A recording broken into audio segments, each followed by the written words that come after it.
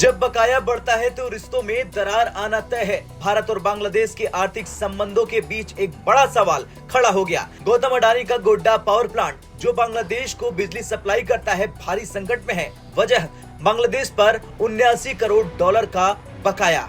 अब सवाल तो खड़े कई हैं, लेकिन इन सब सवालों के जवाब से पहले ये जान लेते हैं कि गोड्डा पावर प्लांट का महत्व क्या है। दरअसल ये प्लांट भारत के झारखंड राज्य में स्थित है। ये 1.6 गीगावाट क्षमता का पावर प्लांट है। इसका निर्माण खास तौर पर बांग्लादेश को बिजली सप्लाई करने के लिए किया गया था। बांग्लादेश की कुल बिजली खपत का 10वां हिस्सा इसी प्लांट से आता है। ये प्रोजेक्ट दोनों देशों के रिश्तों को मजबूत करने का जरिया था, लेकिन अब ये विवाद का कारण बन गया। सितंबर 2024 तक बांग्लादेश पर अडानी पावर का 79 करोड़ डॉलर बकाया था। अक्टूबर में कुछ भुगतान की शुरुआत हुई, लेकिन ये पर्याप्त नहीं है। बकाया भुगतान न होने की वजह से इस पावर प्लांट का संचालन मुश्किल हो गया। प्लांट को घरेलू ग्रिड से जोड़ने की संभावनाएं तलाशी जा रही। ये प्लांट स्पेशल इकोनॉमिक जोन यानी SEZ में स्थित है। SEZ में बनने वाली बिजली को आयातित माना जाता है। भारत में इस बिजली को बेचने पर भारी टैक्स देना होगा। अडानी ग्रुप ने सरकार से आयातित कोयले पर टैक्स में छूट की मांग की है।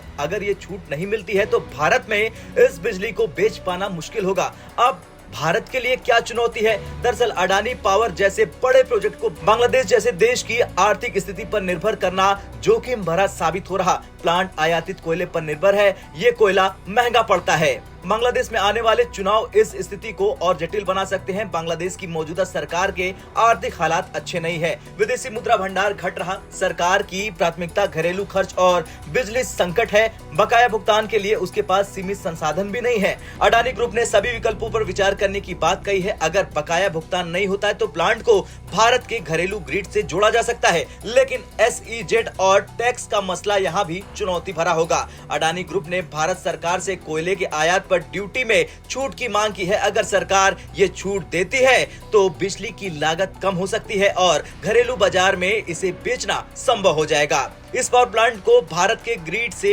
जोड़ने पर विचार किया जा रहा। हालांकि SEZ में बनने वाली बिजली को आयातित माना जाएगा और उस पर टैक्स लगेगा। ये कदम तभी संभव होगा जब टैक्स छूट मिल जाए।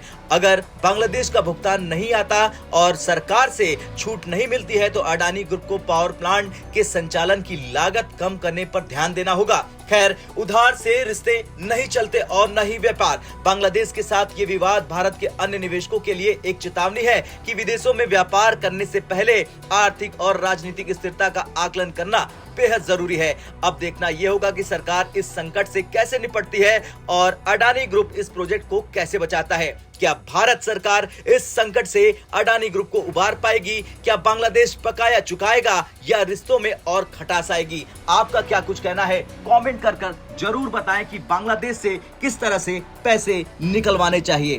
ब्यूरो रिपोर्ट, भारत तक।